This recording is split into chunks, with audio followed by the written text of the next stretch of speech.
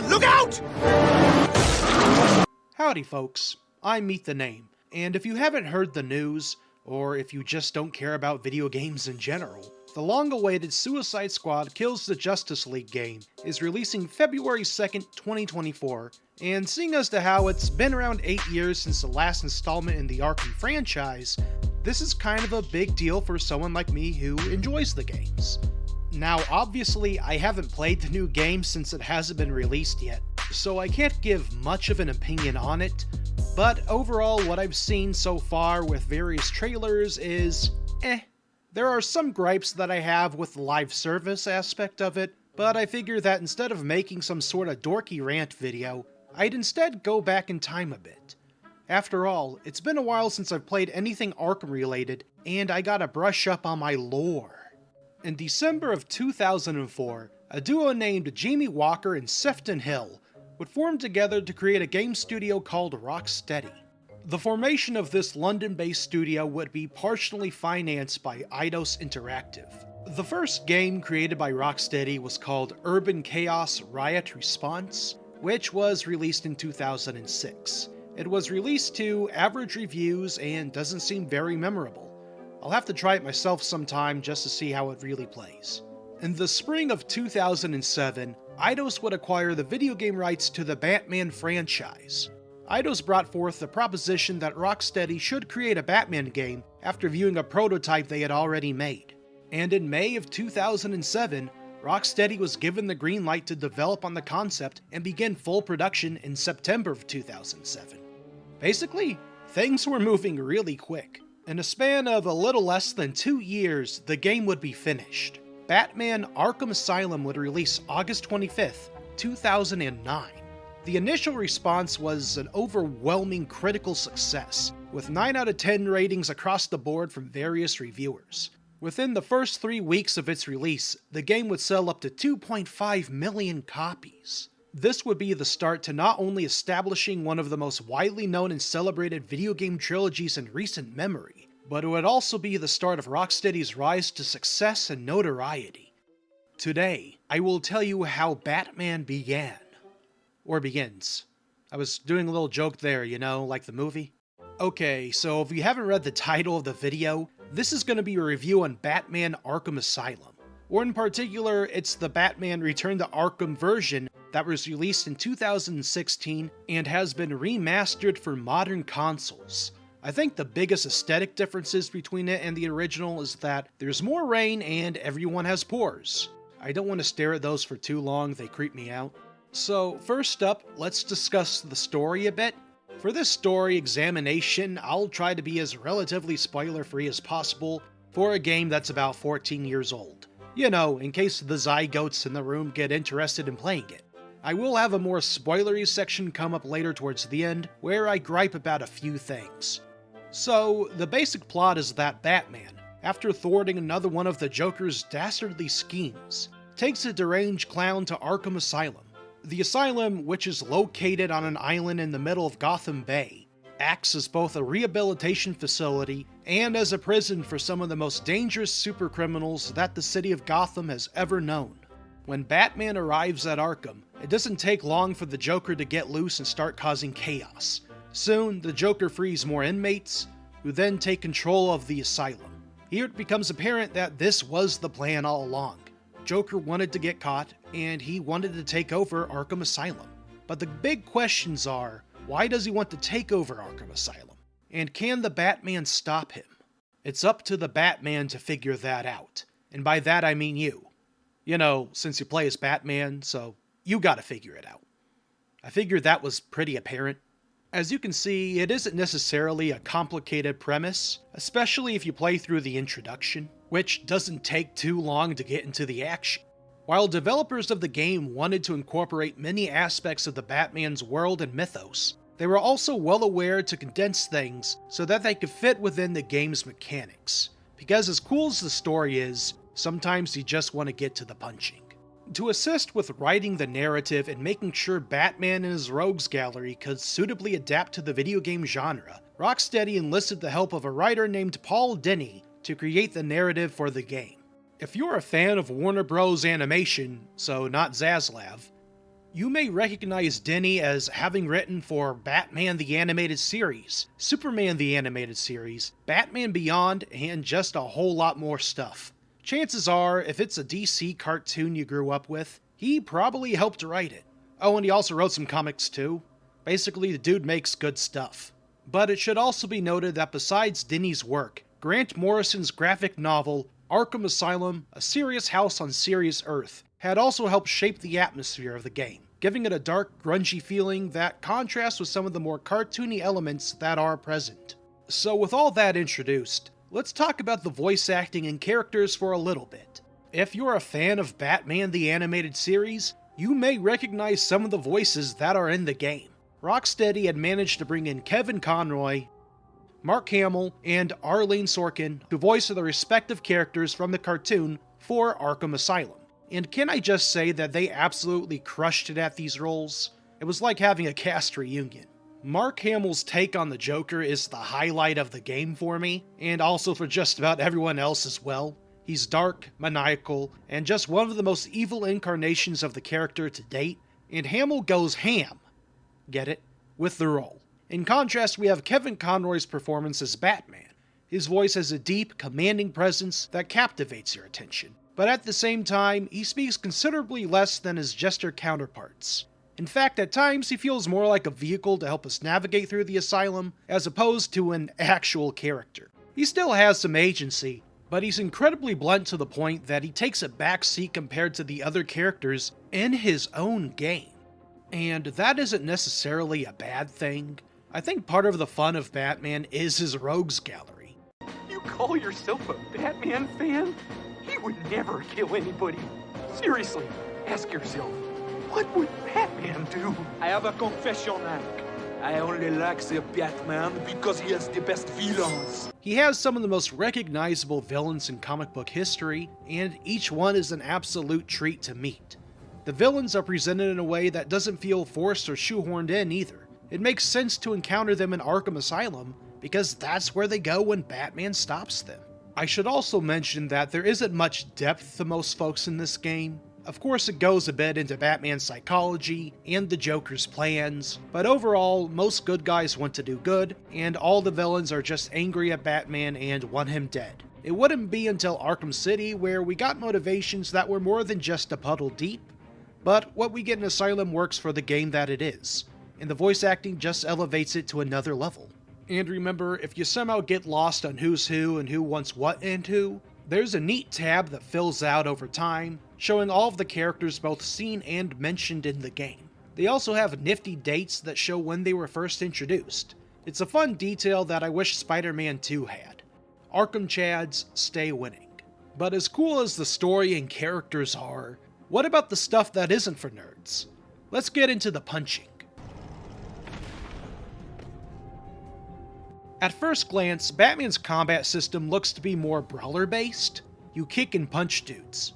But in reality, it acts more like a rhythm game. You have to carefully space each hit you dish out, as missing an attack or getting hit can interrupt and end your combo meter.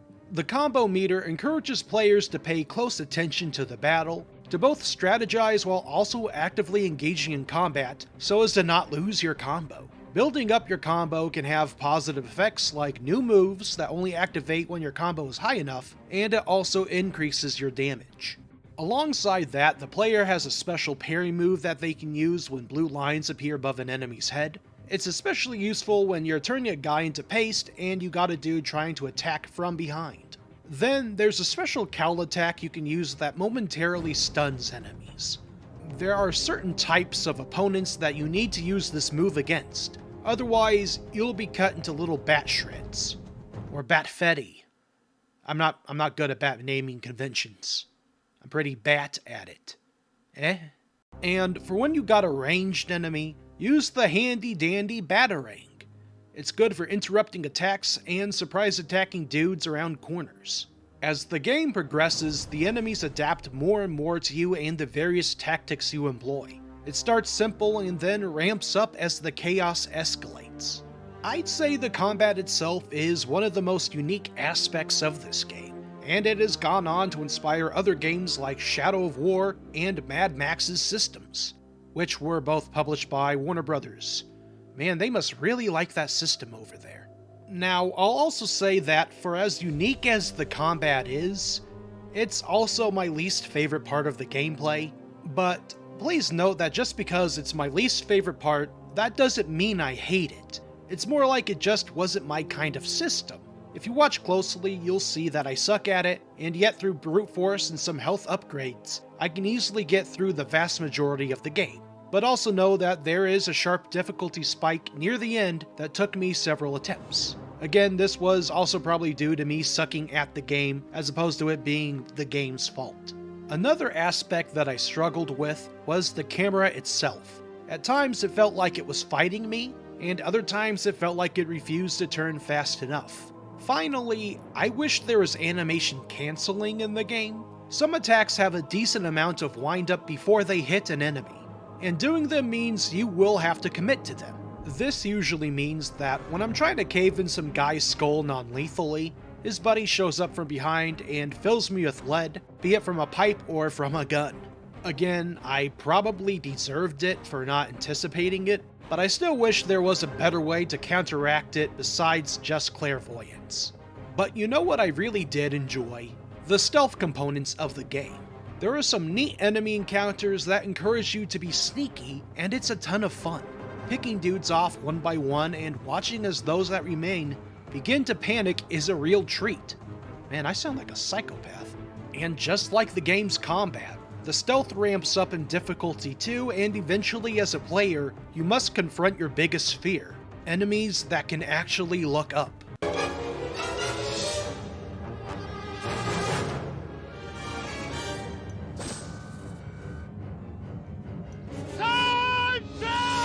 It's just really nice to see that the game remembers that Batman invented his persona to not just stop villains, but terrify them as well. People sometimes forget that part of the character. I just wish the inverted takedown wasn't so specific to pull off. It's a really fun move that I can't get enough of. But you should know that for some encounters, you will need to take your time. Trying to rush into things like I did in the game will prove to be frustrating during later fights. You'll need to think about your positioning carefully when it comes to enemies with guns as well. Some of them are more perceptive than I was expecting. I'd recommend getting comfortable with detective vision, because you'll have it on for a good chunk of the game. But maybe there's other things that can help.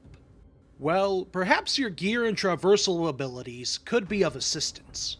Unlike in Arkham City or Knight, this game is pretty limited in where you can go and how you can go there. A lot of the ways you can explore the map are unlocked based upon gear that you find throughout the story.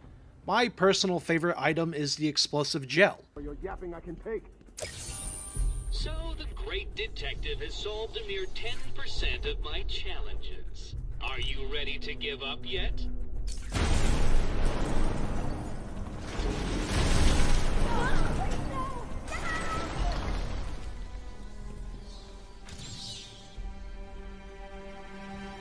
It makes things explode real good.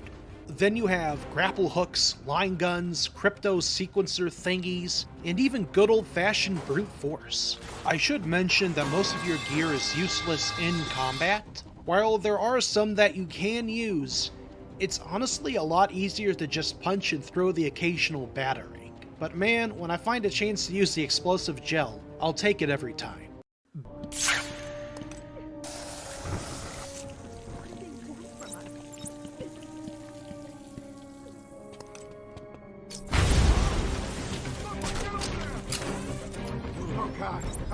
Back to traversal. For basic moves, you got just a normal jump that activates when near ledges, you got shimmying, and you got a glide move that isn't really used much given the overall lack of verticality in this game. If you've played the other games before, this one's definitely gonna feel clunky, and the same also goes for the aforementioned combat as well. In a way, it serves as more of a prototype for what later entries would refine, but it's still enjoyable. Finally, let's talk about some miscellaneous things with the gameplay. Throughout the game, you'll have puzzles that will rely upon Batman's detective skills, and they are pretty bare bones. Usually just scan something and then follow it, which is a fun novelty at first. Besides following trails, you can also be a little peeping Bruce and see everyone's skeletons. But this ability also spoils the surprise for some encounters. Not to mention, it also takes away what limited color there already is in the environment. This would also be another gameplay mechanic that other games would eventually borrow. But there are also neat collectibles that you can find with your detective vision. Throughout the game there are Riddler trophies, which would become more infamous once you reach City. And for the most part, they are pretty easy to find. And if they prove too difficult, you'll usually find a map for each area of the asylum that points you towards them. I hope you like listening to Wally Wingert's portrayal of the Riddler. You are performing just below my predicted expectations. At this rate, you'll never beat me. Because you'll be hearing him a lot. By the way, this isn't a complaint about his performance, I really like the work that he did in the game. Some of these Riddler activities also come in the form of fun visual scavenger hunts, where you look for giant question marks, or seek out fun Easter eggs in the environment. If you are a big fan of Batman lore, it's definitely worth doing. There's also strange stone slabs that are scattered across Arkham Asylum that tell you the story of the Spirit of Arkham, who is an enigmatic figure that you must assemble the clues to figure out the identity of. Alongside that, there are also audio tapes of various prisoner interviews in case you haven't gotten enough of your favorite baddies. The Jokers are especially neat for filling in some more details of the story, but it should also be noted that you don't need any of these collectibles to understand the story. They just help flesh it out more. But what you do need these collectibles for are XP, or experience points if for some reason you've never heard that abbreviation before. XP can be earned from both combat and accomplishing story events as well. You'll eventually level up and acquire a skill point, which can be used for various upgrades and abilities. I would suggest maxing out your health as soon as possible. Some fights get rough. Some collectibles will also help unlock challenge maps and character trophies in the game. Challenge maps are specialized scenarios that you can play that will test your combat and stealth capabilities. In the Return to Arkham Asylum version, all of the DLC maps are included from the original release. That means that the PlayStation 3 exclusive challenge maps, where you get to play as the Joker, can now be accessed on consoles other than PlayStation. Although I am playing my version on the PS5, so it's kinda like nothing even changed. Moving on, what's the point in having all these mechanics if you don't have a fun playground to use them in? The Asylum itself is as much of a character as the actual characters in the game are. The ancient property is crumbling around Batman as he navigates its twisting hallways and dark passages. The game has been described by some as resembling a Metroidvania. This is a phrase that's meant to tell us that there is an emphasis on maze-like level design with tight spaces and corridors scattered throughout the map. What I consider to be the most important aspect of a Metroidvania is the use of tools to unlock and gain access to new areas. And I would say that yes, Arkham Asylum would fit this bill. While Arkham Asylum may not seem like it, it actually has a lot of different environments or dungeons for you to explore. You have a modern facility that gives way to ancient stone architecture that indicates that the asylum is much older than it appears to be. There's a botanical garden with steep drops and hidden passages. An eerie old mansion sits with secrets that reveal far more sinister implications. And for you sewer lovers, Arkham Asylum has you covered. Just be aware that you'll spend a lot of time rummaging around in air ducts. I guess you don't need a doctorate in theoretical physics to do that after all. It really is a great blend of cartoony tech with blue laser gates, mixed with realistic looking stone architecture. There's also a concerning amount of miscellaneous skulls lying around. Someone should really clean those up. Now, Arkham Asylum's art direction lends itself well towards grays and browns, with specks of green peeking in here and there. It can get a bit samey after a while, as you'll soon realize that the most colorful thing in the game is the Joker's suit. In fact, the character designs themselves are some of the most iconic I've ever seen in gaming. I would consider many of the designs in this game to be the definitive versions of these characters in general. But that's probably just my bias getting in the way. For instance, everyone has a favorite Joker, be it Heath Ledger, Jack Nicholson, Joaquin Phoenix. You know, it's strange that we didn't get a new Joker in 2016. Anyways, we all have a favorite, and for me, it's Arkham Asylum's take on the character. And this is in part because of his design. Like everyone else in the game, there is some slight uncanniness to his appearance. He looks human, but he's also cartoony enough to remind you that the game he's in is based on the comic books. That goes for everyone, really. Just look at Killer Croc or Warden Sharp and you'll see what I mean. Heck, just look at Batman and his hyper-realistic BSLs. Look at his stubby arms, and also look at the detailed mesh of his suit. It's like Rocksteady wasn't sure if they wanted to go all in on gritty realism, or wanted to instead go with being more cartoony, so they went with a mix of both. I'm sure part of this is also due to the Return to Arkham version I'm playing, which again covered everything in pores and Vaseline. Or maybe that's just the default Unreal lighting engine. Now, I'll be honest, I think it's this look that helps make the game so unique. And it's a shame that City and Night drop these cartoony aspects in favor of more realism. I mean, don't get me wrong, Arkham Knight is a great looking game, but I feel like it lost some of the charm that Asylum had by going completely towards the grit. But I'm not here to compare games. Not yet. Let's move on. Now, for something really groovy, the score. For this game, the composers were Nick Arundel and Ron Fish, and the music they have made is really impeccable. There's a lot of fun orchestral flair to the soundtrack that provides a haunting sense of dread that fits the Asylum perfectly. Some songs are upbeat and action-filled, indicating that now it's time to kick some butt, while others suggest terror or dark fear. After all, Arkham Asylum is a serious house on serious earth, even if a clown is running it. Okay, now I want to talk about a few things in this game that I have some stronger thoughts on, which means I'm going to talk about a few spoilerinos here real quick. If you don't want those, skip to here. I'm sure if there's one thing for certain that people have heard about Arkham Asylum, it would be the boss fights. For a game full of strange, dangerous villains, the vast majority of fights are just titans. Bane, reskin Titan. Joker, reskin Titan. And then you get dual Titan fights, which happen twice, and are both kinda just annoying to fight with how clunky the combat controls can be, especially with that darn camera. And then you have Poison Ivy, who I thought was the hardest boss. And not because she herself was challenging, but because the perspective I was in made it difficult to see just how big her vine attack was gonna be. Now, I would say that Killer Croc and Scarecrow, if you were of course to count them as bosses, were probably my favorite fights, so to speak.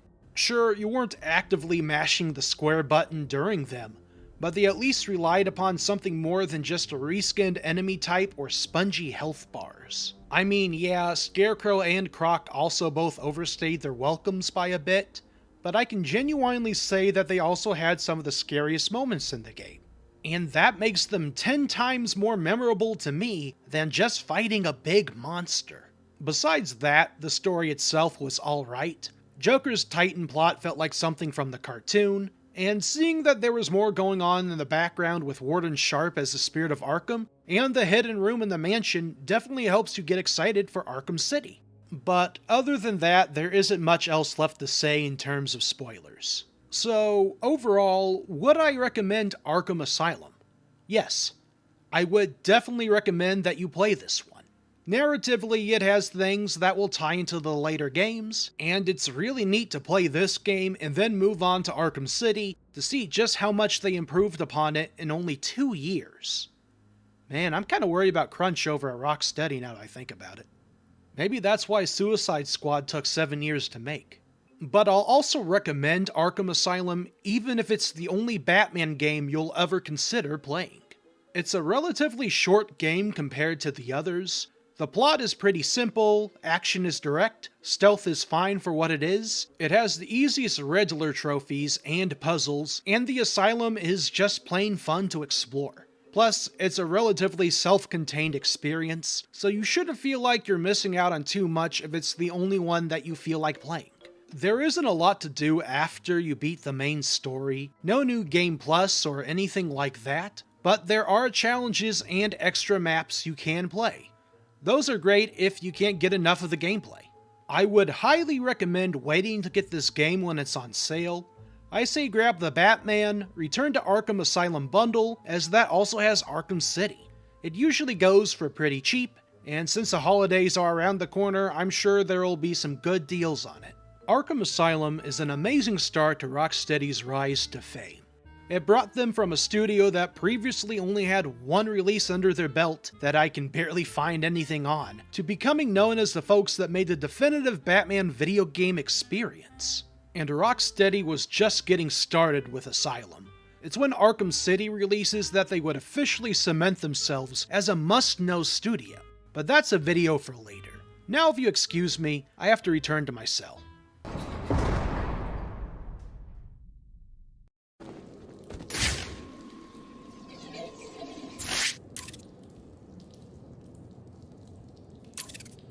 Howdy folks, I'm Meet the Name, and today I'm here to talk about the 2011 hit video game Batman Arkham City. Or rather, the Return to Arkham version, as I'm not digging out my 360 to play the original. Now, this is the second of 3 reviews that I'm doing on the Rocksteady Arkham Trilogy, so be sure to watch my previous review on Batman Arkham Asylum, as I will not go into too much detail on the gameplay here as I did there. Basically because it's just the same but smoother. Also, I will not be talking about the DLC story pack either, but I might do so in another video at some point. I just figured that I didn't need to make the video even longer than it needs to be, and also Origins will not be talked about at the moment, but I may do a video on that one day once I get a PC upgrade. I really wish they just ported it to modern consoles already. With all of that said, let's start with what led to the creation of Arkham City. Around 7 months before the completion of Arkham Asylum, the developers at Rocksteady were already hard at work laying the foundation for the sequel to their game. In fact, they had included a secret room in Asylum that would detail their plans. But it was hidden so well that Rocksteady had to reveal the secret after the game's release because no one could find it. An extensive and highly evocative advertising campaign would happen before release, reaching an estimated 15 million consumers. I remember the trailers certainly had me excited. In particular, I remember that one had a striking black and white aesthetic to it, with an emphasis on a grittier tone and violence. I also remember hearing the song Shortchange Hero in one of the trailers by The Heavy, which was also one of my favorite songs at the time. And no, I'm not playing that song during the video. I already got enough copyright problems thanks to my Godzilla review. Great work there, Toho. Basically, the game was highly anticipated, and Warner Bros. Wanted to make sure that everyone heard about it. And people certainly did, as the game would release on October 18th, 2011 to universal praise and sales. The game had sold an estimated 4.6 million units in its first week of release, which was more than the entirety of copies sold for Arkham Asylum. Reviewers had given it 10 out of 10s and 9 out of 10s across the board, praising the game's combat and narrative. Probably helped that they brought back Paul Dini to assist with the writing. Like I said in the previous video, the dude makes good stuff. Rocksteady would have to be crazy to get rid of the guy. And don't get me started on the massive amounts of awards that the game received as well. Like holy cow, 2011 was a packed year for games, with the likes of Portal 2, Mass Effect 2, Deus Ex Human Revolution, Dead Space 2, and even freaking Skyrim. But what kind of game is Arkham City to receive this much praise and notoriety? Well, to put it simply, Arkham City is a third-person action-adventure rhythm brawler with a small open world you can explore and an engaging narrative that is based on the Batman comics. It incorporates a myriad of tools, devices, traversal mechanics, and combat moves to fully immerse the player in its world and setting. Out of the entire trilogy, I think it's my favorite gameplay and story-wise. It's got enough to keep you invested while also not overwhelming you with bloat. Unless you count the Riddler trophies, which we'll talk about a bit later. Now, before I get into the gameplay more, I'd really like to briefly discuss the overall premise of the game.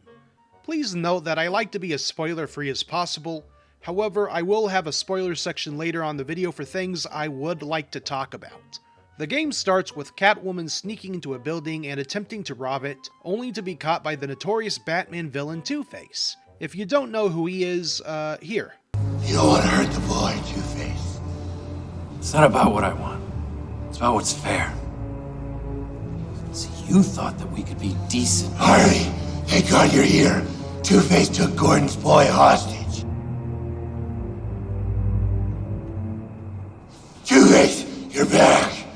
After that, we see Bruce Wayne protesting out front of Arkham City, a maximum security prison that is built over the remains of old Gotham and houses all of the inmates of Arkham Asylum. While protesting, Bruce is apprehended by a private security force known as Tiger, who serves as the guards for the highly dubious prison. Bruce is then thrust into Arkham City, where it is revealed that its warden, Dr. Hugo Strange, knows of Bruce's secret identity. Spoiler, he's Batman. Now trapped inside of this Lord of the Flies-esque scenario where different criminal gangs fight for control over the scraps of their new home, Batman must unravel why Arkham City exists, who is behind it, and what exactly the mysterious Protocol 10 is before it happens. All of this while being poisoned by the Joker's own Titan-infected blood, which adds another ticking clock element alongside the Protocol 10 countdown. Can Batman find a cure and stop Hugo Strange? Only you, the player, can figure that out, because you're Batman too. Spoiler? As you can tell, there's a lot more going on this time around. We are long gone from the simple-ish premise of Arkham Asylum's Joker takeover, and are instead thrust into conspiracies, gang warfare, political prisoners, and just a whole lot more.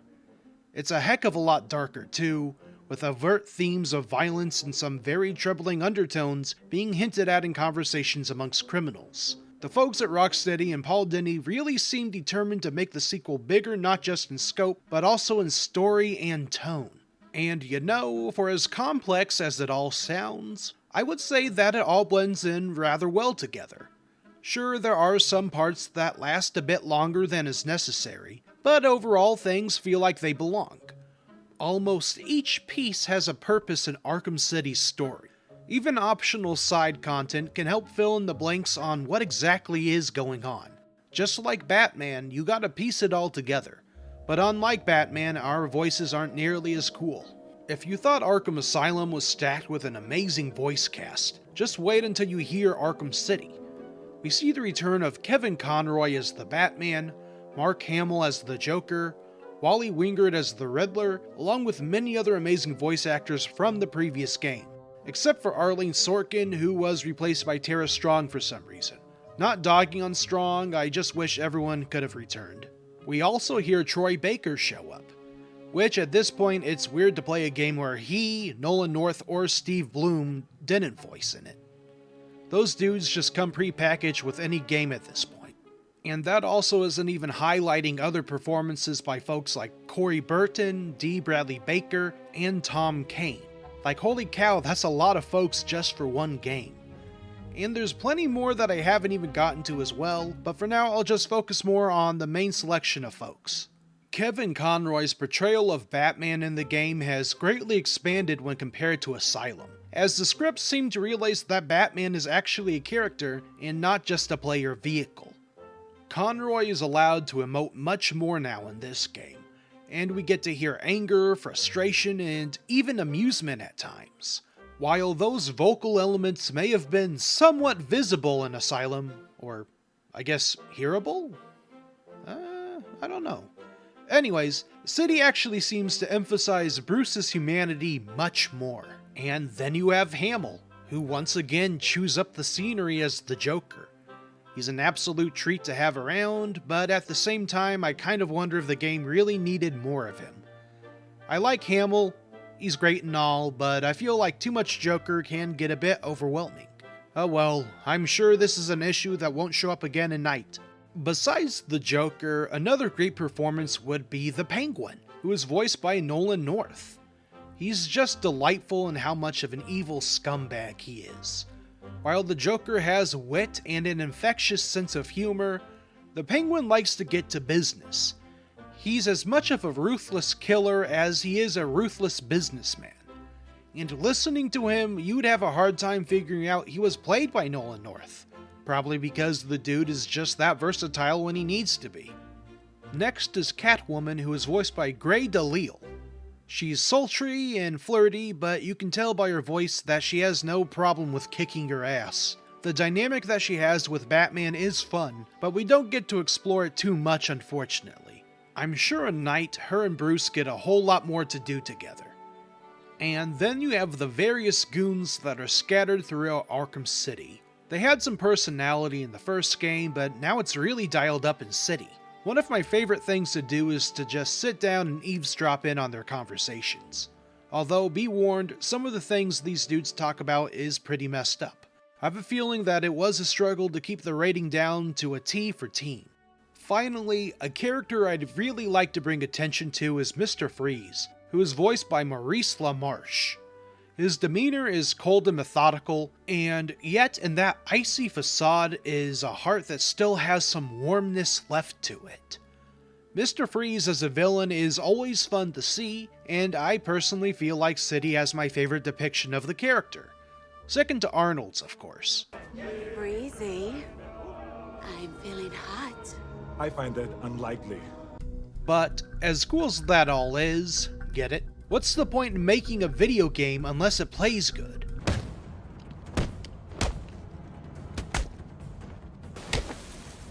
Your face will be dust!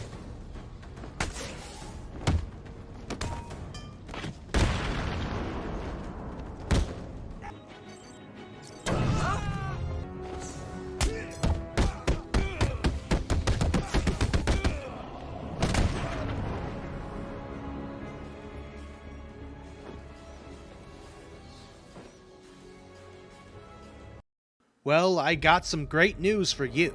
If there's one way to describe the gameplay of Arkham City, it would be Arkham Asylum but more polished.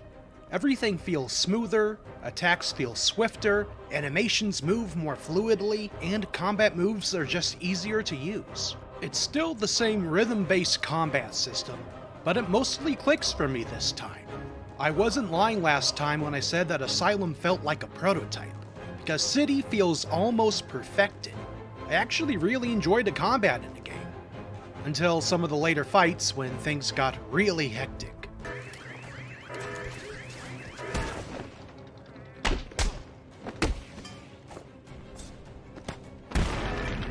There's also the incorporation of a new feature that's especially useful: quick-firing tools during combat.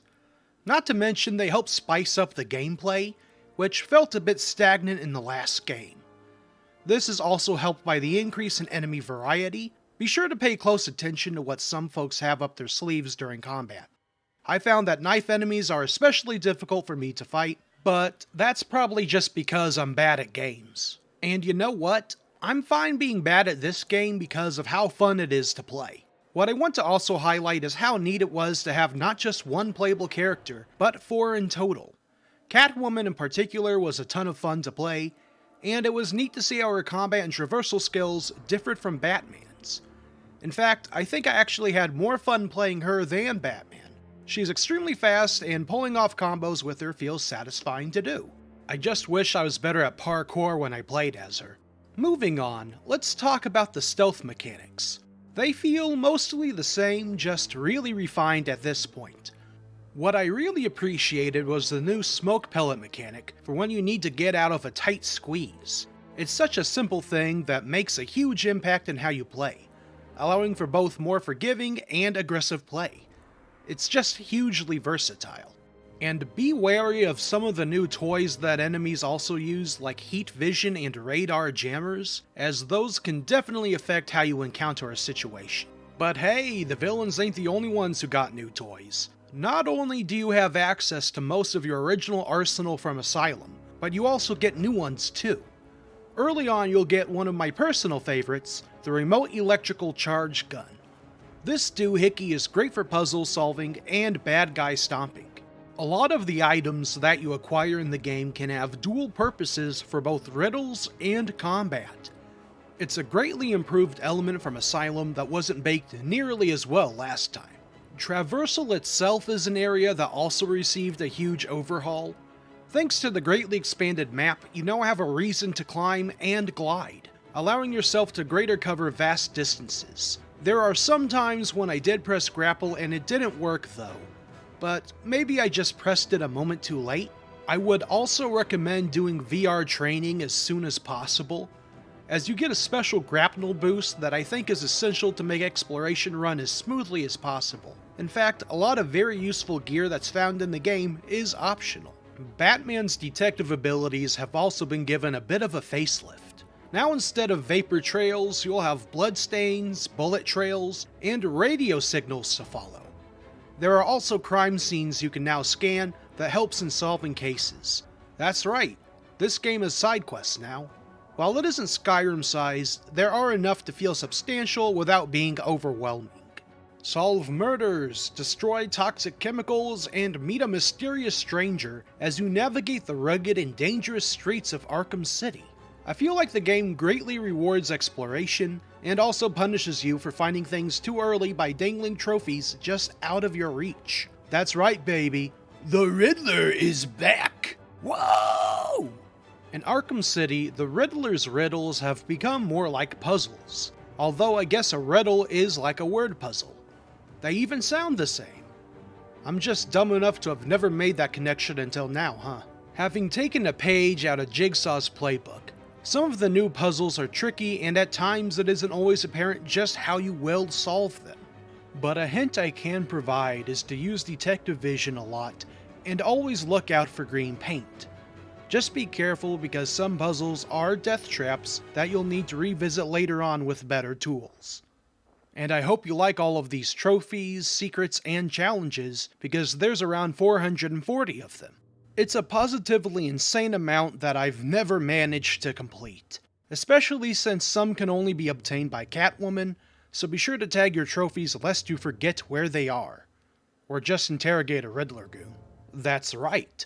Now instead of finding a map, you gotta shake dudes down for info. This can provide a fun challenge during combat, as you need to selectively take down your opponents, or else you'll miss out on the location of some goodies.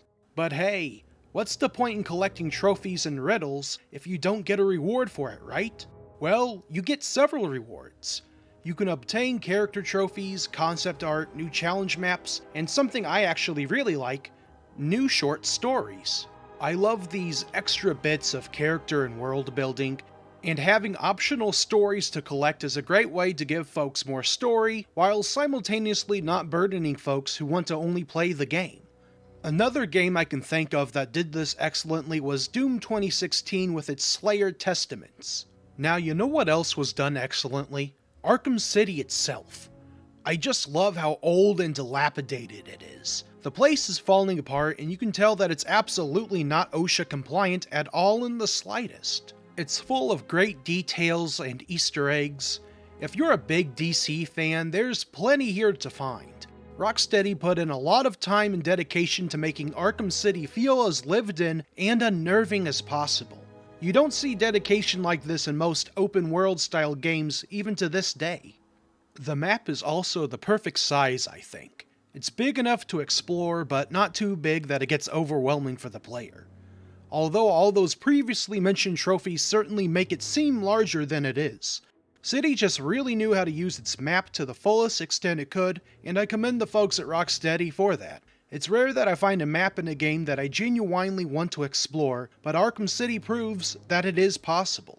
You'll never know what sort of trophy, mission, or Easter egg is waiting for you in those streets. And I think what greatly helps the map is the new art direction that the game had implemented. If you look closely between the designs of Asylum and City, you'll see that Rocksteady had decided to greatly veer away from the more comic book style and started to get closer towards gritty realism. I can't help but wonder if maybe that was due to the success of the Christopher Nolan Batman films with their more realistic nature. Or, well, about as realistic as you can get with Batman until The Batman, which is not very realistic at all, no matter what. Now, I personally feel that this strive towards grit and realism also makes the game show its age more. Asylum has this timeless feel to how it's presented, similar to the cartoony proportions of characters in a game like TF2.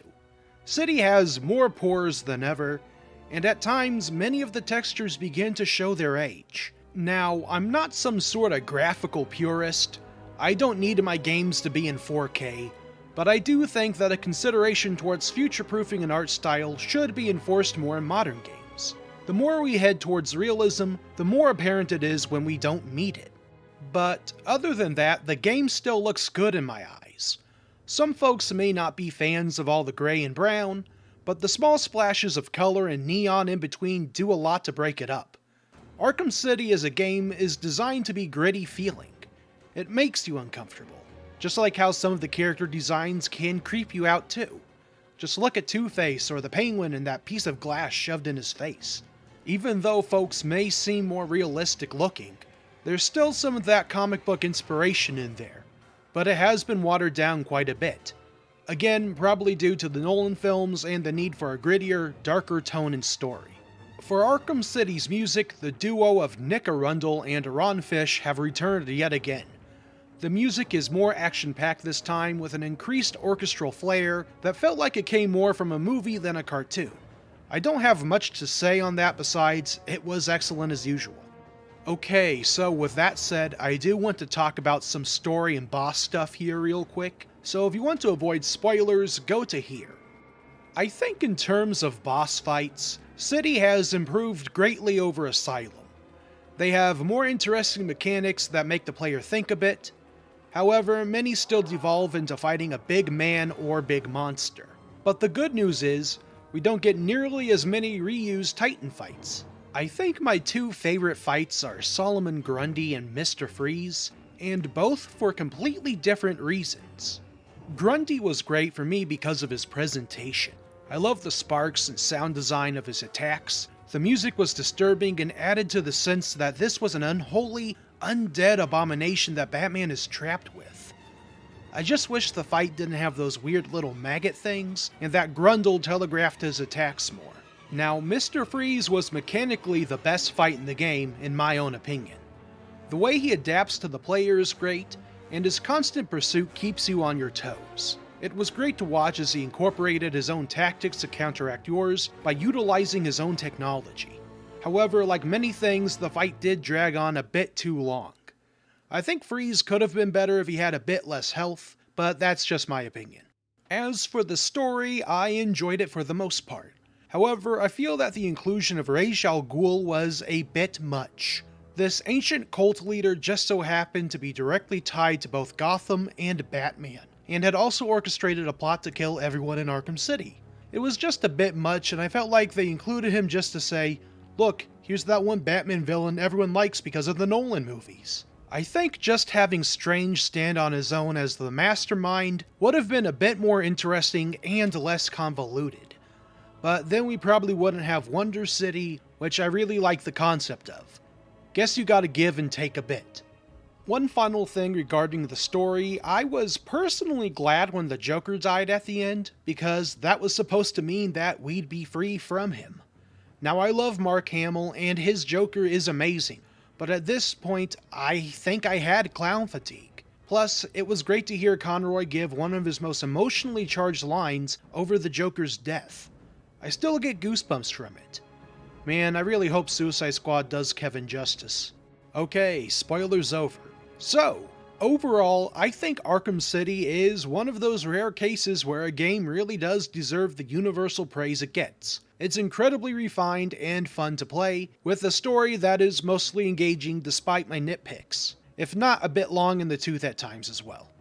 While Arkham Asylum is a personal favorite of mine, I absolutely think that City is probably the most well-executed of Rocksteady's games by far. If you have the time, I'd say you should definitely check out Arkham City. It's a decently long game, but it seems to flow pretty naturally. I don't think I was ever bored while playing it, and I was always excited to see the next set piece or cutscene. If there is one thing I would say disappointed me, it would be the bonus suits. Don't look too long at the Batman Beyond skin, trust me. With all of that said, Arkham City leaves behind an amazing legacy. It really did cement Batman as not just the world's greatest detective, but probably the world's greatest gamer as well. Actually, I don't know if that's a good thing. And with every success, more would be expected to follow. While I feel the series could have ended well at Arkham City, the almighty dollar demanded one last hurrah. and so City would be followed in 2015 by Arkham Knight. I won't talk about it much now, but let's just say that the video for that will take even longer to make. And it may not get as much praise from me as the other two games did. After all, it's a story of how the Batman died. The last will and testament of the deceased, Thomas Wayne. In the event of my death, I hereby declare that all my worldly possessions pass to my son, Bruce Wayne. Do not be frivolous with this wealth. Please do not waste it all on fast cars. Step on it!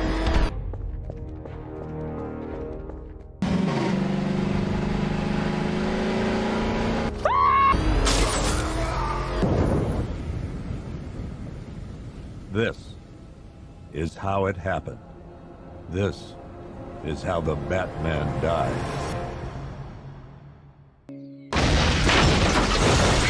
Howdy folks, I'm a completely new and original character, and today I'll be talking about the hit 2015 video game, Batman Arkham Knight, which was developed by Rocksteady and published by Warner Bros. Interactive Entertainment.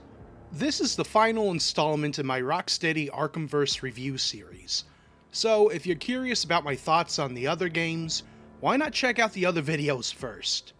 Please note that this review will contain spoilers from the previous games in the franchise, even for Origins, which I have not covered yet. Now, the version that I have chosen to review is the PS4 version that I played on my PS5, which means that some gameplay and cutscenes that I'll show later had to be sourced from other videos because the PS5 blocked me from recording them. Quick little sidetrack, but if I bought a game, I should be allowed to record every bit of it. It's kinda ridiculous, I think. But with that said, my copy ran relatively smoothly, with the occasional glitch here and at least one crash there. But hey, it still ran better than the PC version did at release. So to begin with our tale on how Batman died, we need to talk about how he began. Shortly after the release of Arkham City, Rocksteady would begin steady development of the game. In 2013, Warner Bros. Montreal would release Arkham Origins, which helped make the wait in between the Rocksteady installments more bearable. In 2014, the game would be announced, and in 2015 it would be released on the latest generations of hardware, leaving behind the 7th generation of consoles. After over 4 years in development, Arkham Knight would be met with favorable reviews, being met with mostly 9 out of 10s by most major outlets. Much praise would be lauded to the game's attention to detail and its variety of gameplay, although narrative elements such as character writing and story would be met with much more divisive thoughts. But with all that said, what exactly is this game all about? Well, similar to Arkham Asylum and City, Knight is a third-person action-adventure open-world stealth puzzle brawler with a huge emphasis on car racing and tank combat. Basically, it's a lot of things all at once. In this game, you play as Batman, and some of his henchmen as you take on a colorful cast of deranged serial killers, arsonists, crime bosses, and other assorted weirdos. Along with that, you have access to the most gadgets and equipment Batman has ever had in these games, and you get one seriously tricked out ride. Out of the entire trilogy, I would say that it has the most to do gameplay-wise. But more isn't always better, I feel. But before I get into that, let's get into what the general premise of the game is first. The game begins with our good friend Joker having his corpse cremated, and thank God for that because I was sick of the guy. After that, we hear Commissioner Jim Gordon tell us that this is the story of how the Batman died. Which is kind of a spoiler, dude. Kinda rude. We then cut to a diner where we go first person as a cop, and we are told by a snitch that some guy in the back is smoking up a store. Upon confronting this individual, we are met with a terrible ghoul. Soon the entire diner is full of monsters beating each other up. I guess this cop bit off more than he could chew. What happens next is that the infamous and previously presumed dead criminal Scarecrow shows up, sporting a new look, voice, and attitude that basically makes him a completely different character from Asylum. But don't worry, they are completely the same. Who needs Paul Dini to write anyways? The Scarecrow then announces to Gotham that he plans on crop dusting the entire city with an unhealthy dose of fear gas, and soon every single civilian evacuates in less than a day. Like 5 million people or something. Which means you don't gotta worry about running over civilians. How convenient. Now all that remains is Batman, who must stop the Scarecrow and his massive army that has suddenly arrived, alongside all of the other supervillains and goons that have gotten in on this Royal Rumble. Among this rogues gallery is a completely new adversary for the Batman, the Arkham Knight. This strange, enigmatic, and totally new character seems to know everything about Batman and will stop at nothing to kill him. Who could he possibly be? Who is doing this? Such a lust for revenge? Who? Well, Batman's gotta figure that out. And by Batman, I mean you. You're Batman. This is like the third time you should know this by now. Anyways, let's talk a bit about these kooky, crazy characters and their amazing voice actors. To start, we have the late Kevin Conroy returning once again to voice the Caped Crusader. And this time I would say that it's his most emotional role of the character. The Batman has a wide range of emotions now, besides just brooding. He even starts to show a more humorous side that comes out when talking to folks like Nightwing, Scott Porter, and Catwoman, Grey DeLisle. I really enjoy the banter that Batman and Catwoman has throughout the game, and it makes the Riddler missions just a little less frustrating. Our primary antagonist, the Scarecrow and the Arkham Knight, are played by John Noble and Troy Baker respectively. Of the two, I would say that Noble's performance of Scarecrow was my most favorite. He has a calm demeanor with a sense of malice just pooling beneath.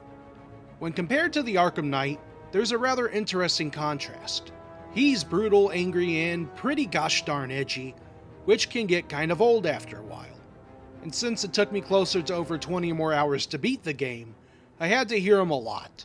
But anyways, it's like a master and apprentice feeling sort of relationship, with Scarecrow attempting to rein the hot-headed youth in so that he doesn't accidentally sabotage any plans. When talking about the Arkham Knight, I will say that I do like his design.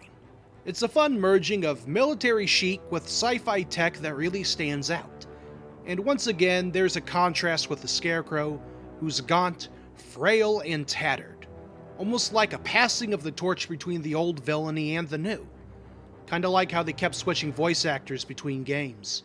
Actually, I want to talk about that for a moment. I thought that it was rather strange that they didn't bring back Dino Andrade to voice the Scarecrow, and that he's now basically an entirely different character. Expanding upon the voice actor conundrum, I want to note that many of the characters in this game have had their voice actors replaced from the previous games. For instance, for both Asylum and City, Oracle is voiced by Kimberly Brooks, but was replaced by Ashley Greene in Night. Then there's Robin, who was voiced by Troy Baker in City, and then replaced by Matthew Mercer in Night. And finally, Commissioner Gordon, who has had 3 separate voice actors across the 3 games: Tom Kane, David Kay, and Jonathan Banks. Now look, I think that these folks were all fantastic. I'm not complaining about their voice acting work. I just think it's kinda weird how Rocksteady can't seem to be consistent with these side characters.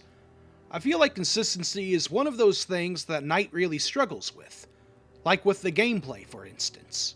Now, the gameplay itself is fun. You still have the rhythm-based brawler combat, but it also has changes to it that are small that trip me up. The button configurations for how to detonate the explosive gel have changed, and entering and exiting grates has different controls now, and environmental takedowns are just sort of thrown in there without a proper tutorial. It's not a huge problem, but for many of these changes, I just don't see a purpose. Unless it was to facilitate the new big toy that you get. Because guess what? Your superhero beat-em-up stealth action game is now a tank combat and racing game as well. But more on that main selling point a bit later. Many enemy types from the previous games appear, from knife guys to shield guys to baton guys and gun guys, but you also got some new guys sprinkled around. Meet the Medic. No, not that one. He's a particularly nasty enemy that you'll want to take out quick as obviously by his namesake, he can revive downed enemies. Luckily, Batman doesn't follow the Geneva Convention, so feel free to punch the ever-loving crap out of these guys. We then have enemies with items that can control drones that will zap you and alert other enemies. Luckily, you can hack these drones and have them fight for you. This was not sponsored by the US military. I think the final enemies that I want to really highlight are the big guys. You're a big guy. For you. These are dudes who are larger than your average bear and hit twice as hard. They also come in different flavors, from blades, to electricity, to shields, and even freaking miniguns. Be careful when taking them on. I found that if your environment has environmental takedowns, you should save them for those big guys.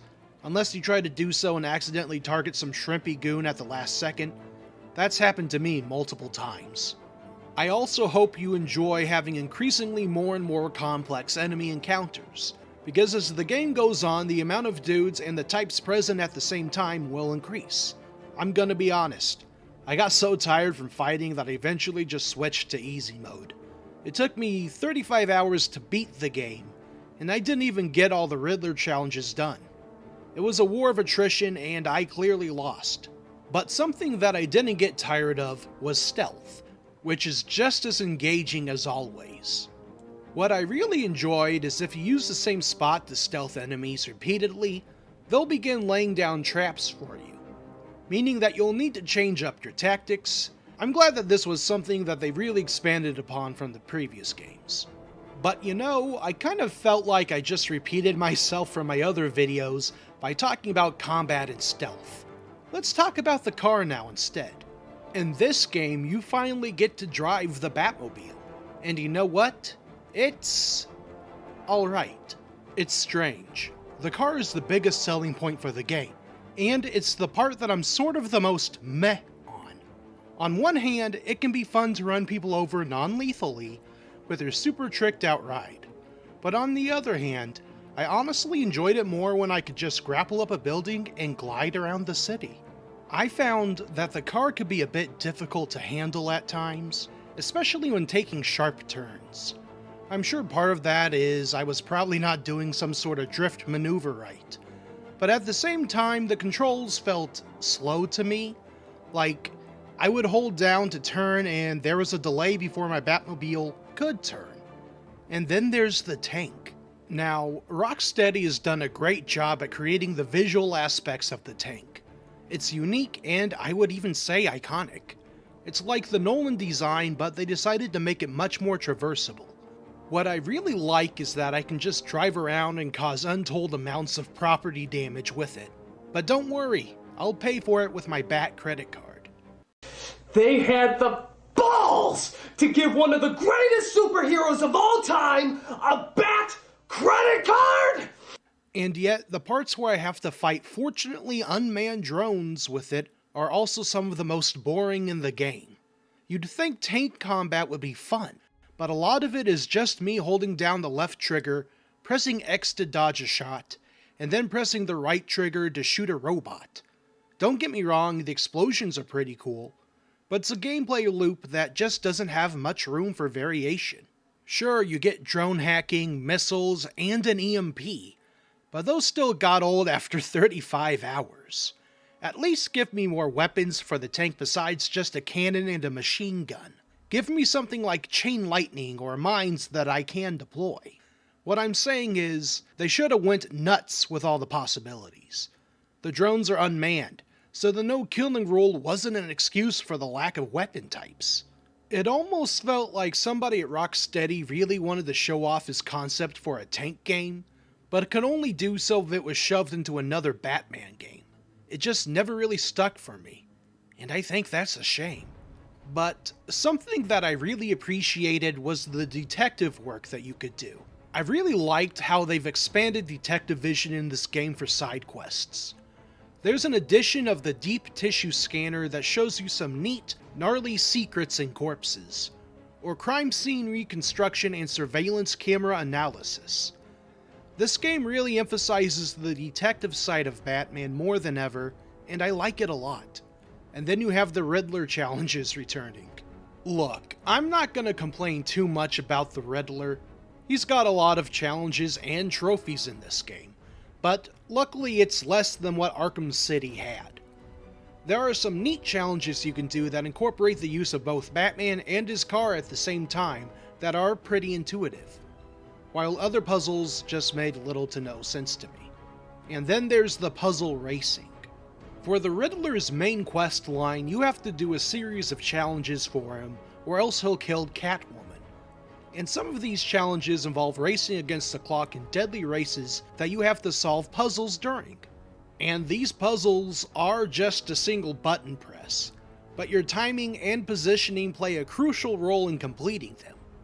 Unfortunately, I lack timing and positioning, and with the car's controls not agreeing with me, I never finished the last racing quest, meaning that I can't access the true ending of the game, because you have to do every single side quest in order to do so. Now look, I don't have problems with endings being unlocked through special means, and some of the side quests, or as the game refers to them as, most wanted missions, are pretty neat. For instance, there's a series of missions where you investigate a serial murderer by locating his victims via listening for opera music. It encourages map exploration, and then you get a pretty cool little crime scene investigation that you can do. Another one involves stopping the rogue arsonist Firefly, who was a welcome sight for Arkham Origins fans, from burning down fire stations, which is not a welcome sight. This involves chasing him down your Batmobile, which, given the controls, was a little frustrating at times, but it's still a really neat way to do a mission. But then you have missions like Own the Roads, where you have to dismantle checkpoints that are set up by the Scarecrow's militia. Now, if there were like 10 you had to do, I'd be okay with it, but throughout the story you have to take on 20 different checkpoints of varying difficulty and complexity. Some are a breeze, others are tough as nails, but all of them got old after a while. And it's like that for just about every militia-related mission. It's just more of the same. Like, disarming a landmine involves fighting increasing hordes of drones with the gameplay of the Bat Tank changing very little, just repeated dodging and shooting. It's because of this that I highly recommend that you do the Season of Infamy DLC to break up the monotony a bit. These are quests that are specifically attached to certain Batman villains, such as the Mad Hatter or Mr. Freeze. They're bite-sized, short missions, and I'm honestly fine with that. They didn't overstay their welcome unlike the 15 firefighters that I had to save. Also note that there are DLC story packs outside of the main campaign, but I didn't get around to doing those. I might save them for another video sometime. But yeah, there's a lot of missions that just suffer from being either repetitive or underbaked, and the only way to spice up the campaign is with DLC, which feels a little to me now that I think about it. But besides doing all of these missions for fun, and for the full ending, what else do you get? Well, Batman Arkham Knight has a skill tree system that relies upon one or more skill points at a time to unlock new skills and abilities. Usually by completing a mission you'll receive 1 skill point, and upon completing all of one mission type you will receive 3 skill points. So while these missions are repetitive, they are almost essential to do if you want to keep up with the mounting threat of Scarecrow's forces. Of course, you also gain XP throughout the game as well, so you can level up your Bat Dude. But as time goes on you'll need more and more XP, so be sure to do as many missions as you can, because some of your upgrades are especially useful, such as upgrades for the Disruptor, which can not only deactivate guns, but can also be upgraded to disable most special enemies like medics or trackers. Obviously you can still play without them, but man, they just make things so much easier. Batman really needs to carry a bigger belt to hold all of these upgrades. Speaking of bigger, I wanted to talk a bit about Gotham itself for a moment. The map in Arkham Knight is estimated to be around 5 times larger than Arkham City, meaning that there are a lot of perches to brood on. The city itself is composed of 3 islands, Bleak, Miagani, and Founders. Each one does a good job of establishing its own identity, with Bleak appearing to be not as well off as the other 2 islands, hence the name, Miyagani being the most modernized and yet gothic of the three, and Founders being sorta boring since most of it has been under construction. Got kinda sick of that one real quick. What's interesting is that each island is gated off behind main story progression. What that means is that usually instead of advancing the plot, I'd instead do as many side missions as possible until I cleared most of the current island, and then progress narratively until I reached a new island. Each time major progress is made in the story, more side missions do appear as well, so in retrospect I could have just waited until the end and then cleared everything out. But I felt like the most Batman thing to do was to stamp out crime as soon as it showed up. Plus there's the whole needing to upgrade points to keep up with the mounting odds sort of thing. Looking back at Gotham City after playing other modern open world games like Spider-Man 2, I gotta say it feels sorta small. Now granted, Arkham Knight has extremely detailed graphics for the time, a hefty destruction and physics engine, and just generally had to be designed to best suit the Batmobile and AI tank drones. But part of me wishes that it was done differently. I would have liked it if Gotham was, well, all gothic while still keeping the New York-style giant screens. It's this reason that Miyagani is my favorite of the three islands. In fact, I kinda wonder if it helped inspire the 2022 film The Batman. There's some stuff there that looked familiar to me. I also noticed that there aren't as many seedy little alleyways as I was hoping for. That's something Arkham City really got right. And the disjointed nature of having Gotham be just three islands also got a bit tiring after a while. I kept thinking, instead of ocean, why not add more cool buildings that I can grapple and glide off of? And again, it probably would have been too much for the consoles at the time. Now, I will say that since the NDA lifted, I did try the Suicide Squad game, and it certainly seems to have lifted a few of my worries. It's definitely got a bigger city from what I can recall, but I'm pretty sure I still saw the island-style progression system in there. I guess time will tell once that game finally comes out. Moving on, let's talk about the art direction. Remember how I noted that Arkham City had some really detailed pores in my last video? Well, if you like those, then Arkham Knight has even more for you. The game is the most realistic we've ever seen, and criminals like Two-Face and Firefly are even nastier too. And you know what? I like it. Arkham City felt like a transition between cartoony and realistic, while Knight goes all in on the grit. It's admittedly the darkest in both tone, by being an M-rated game with decent amounts of visible blood and gunshot wounds, but also in how everything is presented.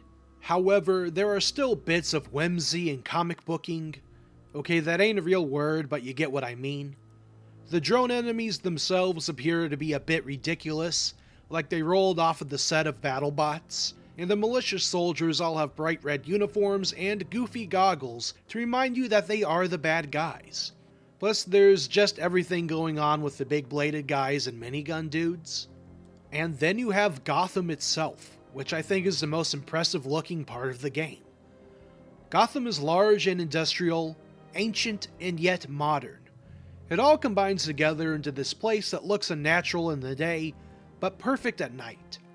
I just wish there was an option to disable the rain, because it made things kinda hard to see at times. I really wanted to admire all of the detailed work that was put into the game, as there was a lot of time and dedication that was put into it. It's fun to travel around and recognize certain landmarks, reminding you where you're at. There's a really cool giant gothic building on Miyagani that's especially my favorite. I'm just a sucker for gothic architecture. But overall, it's a good style. And although it will undoubtedly age more in the future, for right now, after close to 9 years, it's still keeping strong. The main artist credited for the game was David Higo, so I'm assuming that they were responsible for the strong style. In fact, they were the artists behind all 3 Rocksteady titles. So huge shout out to them and the team of modelers and level designers over at Rocksteady as well. Up next, the music. Now overall I would say that Arkham Knight has the strongest soundtrack in the franchise. Of course it borrows a lot of it from Arkham City, but hey, it's good so there's no harm. This time Ron Fish isn't around, but rather a new individual named David Buckley is helping out with Nick Arundel on composition. I'm also assuming that David might have had something to do with the new combat sounds in the game, which don't sound nearly as meaty. What they did to my explosive gel still hurts me.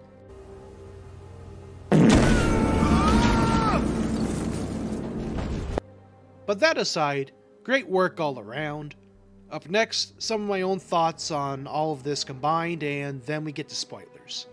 Now, I know that I may have sounded a bit too critical throughout this review, but that's because I feel like this should be the ultimate Batman experience. A good chunk of his rogues gallery is here.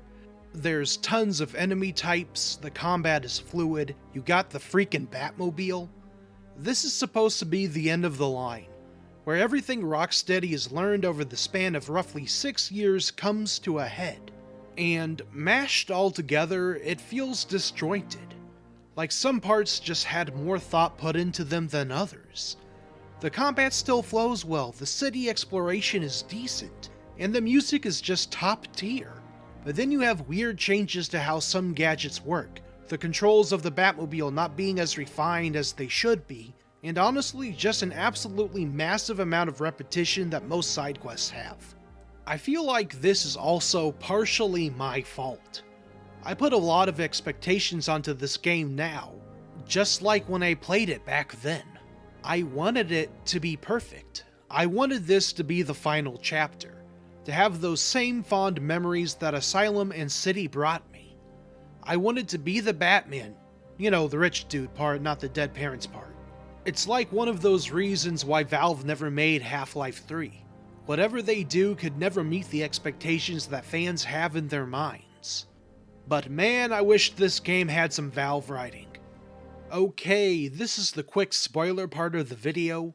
I'll be talking about some big plot details here, so if you don't want to listen to any of that, and just want to skip ahead, then go here.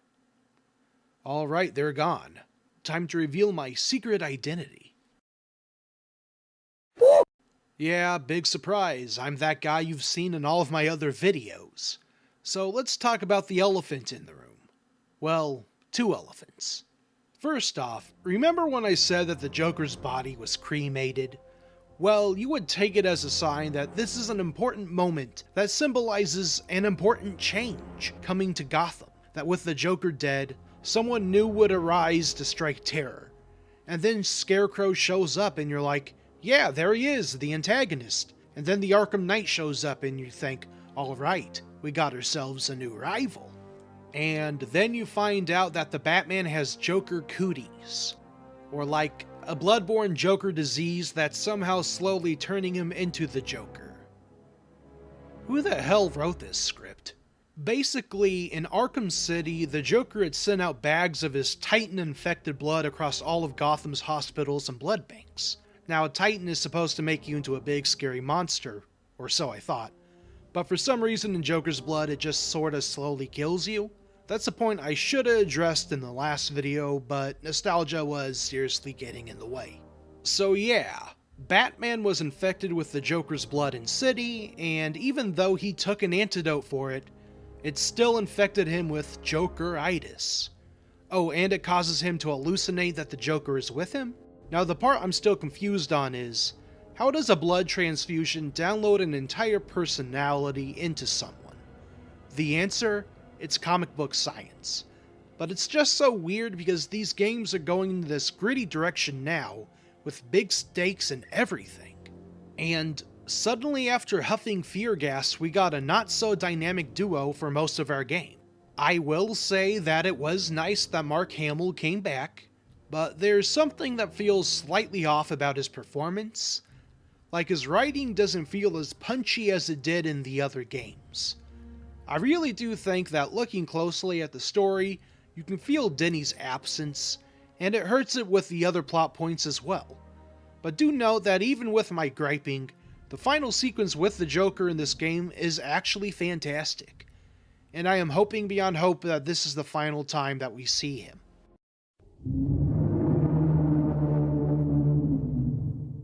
But you know, even with my Joker thoughts, they don't even come close to the overall disappointment I feel with the Arkham Knight. I'm sure if you've seen other reviews, you'll know what I'm getting at. But for those who don't, Rocksteady developers had stated up to the release of the game that the Arkham Knight was an entirely new character we'd never seen before. To which the entire internet said, "It's Jason Todd, isn't it?" Now, why would it be him? We haven't seen or heard about Jason by name once in any of the games. So anyways, during a hallucination in the game, we're shown Jason Todd a lot for some reason. And then you kind of figure out that Jason Todd, the previous Robin who allegedly died, is probably the Arkham Knight. And then for like a few more hours, they keep stringing you along, teasing you about who this stranger who knows everything about Batman really is. And then Sony has the gall to block my console from recording the reveal cutscene, as if it deserves to not be seen by mortal eyes. Oh yeah, quick shout out to Batman Arkham videos on YouTube. That channel has so much footage and facts about the franchise, they are absolutely necessary when talking about these games, and for putting in replacement footage when Sony won't let you record. But anyways, the reveal is that the Arkham Knight, the completely new and original character, is actually just Jason Todd, who somehow managed to survive being shot by Joker, who then went on to become some sort of military leader and works closely with the Scarecrow. Like, it's dumb. Really, really dumb. I think this is the most upset I've ever been in one of my videos, and I apologize for that, but I mean, come on. The folks writing this game really wanted to top the Clayface reveal, only to fumble the ball instead. And somehow Jason gets a redemption arc. Like, Batman grabs the boy a couple times and later he suddenly saves Batman. He gets to go scot-free even though he's responsible for countless deaths throughout the freaking game. He even gets his own story DLC where he continues to kill. Great job there, Bruce. Even after all these years, I still can't get over just how much this sucks. If they'd built up to this with prior games, it would have worked a lot better. But they didn't. You know who was built up? Scarecrow. And even though he's basically a completely different character, he still works better than the Knight ever did. And don't get me started on how disappointed I was with the boss fights. Rocksteady brought back Deathstroke from Arkham Origins, and all they could think to do was just have him act as a reskinned tank fight. You couldn't just reuse one of the Blade enemies instead? At least the Killer Croc fight was fun, but again, that's DLC. You have to buy a DLC to get at least a decent boss fight out of the game. Okay, so spoilers are now over. With all of that said, overall, I know I sound ridiculously jaded, but that's only because I really love these games. Asylum and City are near and dear to me. I really want a Knight to be the one that completes everything I love about the franchise. But again, the Half-Life 3 comparison. I should note that I am basing everything off of my own subjective opinion, and if you love Arkham Knight with all of your heart, that's okay, because I can understand why people do. Arkham Knight is not a bad game. It has its fun moments. The tank is a neat novelty, and the city can be interesting to explore. It's one of those examples of a game that I think you should play if no other open-world game really interests you, and you are craving only what an Arkham game can really provide. It still has that smooth melee combat, and the Batmobile can prove to be entertaining at times. But it's almost too long, and at times, a lot of it feels like filler. Kinda like this video, am I right? If you have a deep love for the series from a narrative standpoint, it may be a bit disappointing. If you don't know much about the series and you're a casual gamer, I think you would get a ton of mileage out of it. Arkham Knight is a massive game, and buying it on sale is an absolute bang for your buck deal, provided that you get all the DLC with it too. Again, not reviewing the story episodes, but maybe some other time. Just know that the Arkham games mean a lot to me, and while my critiques were a little harsh, I still think you should try the game out if you haven't. Batman Arkham Knight was the fastest selling game of 2015, having sold over 5 million units by October of that year. The game would receive several award nominations and win multiple awards. It made the spot on several top video game lists of all time. For all intents and purposes, the game was a success. It further solidified Rocksteady's name for the general public, but for the more engaged fans of the franchise, it definitely didn't live up to their expectations. It's divisive to some, groundbreaking to others. But what I can absolutely say is, it really was a Batman Arkham Knight. I'm never making a video this long again.